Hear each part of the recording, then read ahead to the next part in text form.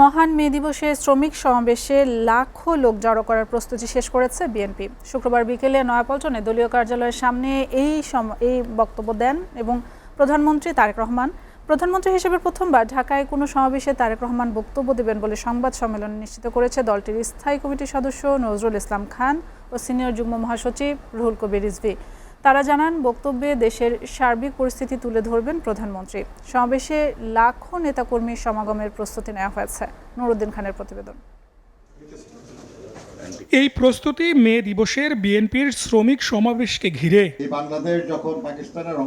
সমাবেশে বিএনপির নির্বাচনী ইশতেহারে শ্রমিক বান্ধব সকল প্রতিশ্রুতি তুলে ধরা হবে বলে জানান বিএনপির স্থায়ী কমিটির সদস্য এবং প্রধানমন্ত্রীর রাজনৈতিক ও কৃষি উপদেষ্টা নজরুল ইসলাম খান।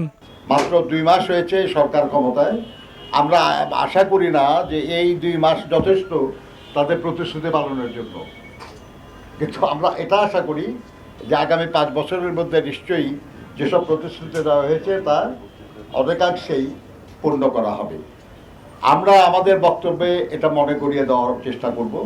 সমাবেশে বিপুল পরিমাণ লোকের সমাগম হবে আশা প্রকাশ করে বিএনপি নেতারা বলেন, শ্রমিকদের সমস্যা তুলে ধরে সরকারের কাছে তা সমাধানের দাবি জানানো হবে। মে দিবসের সেই অনুষ্ঠানটি যথাযোগ্য মর্যাদায় এবং বিপুল শ্রমিক সমাবেশ এখানে ঘটবে, এই নিয়ে জাতীয়তাবাদী শ্রমিক দল প্রায় প্রতিদিনই প্রায় সপ্তাহব্যাপী তারা নানা ধরনের প্রস্তুতি নিয়েছে। সব নিয়ে আগামীকাল ঢাকা শহর শ্রমিক সমাবেশ এর যে ঢল, যে র্যালি নামবে, এটা হবে অভূতপূর্ব।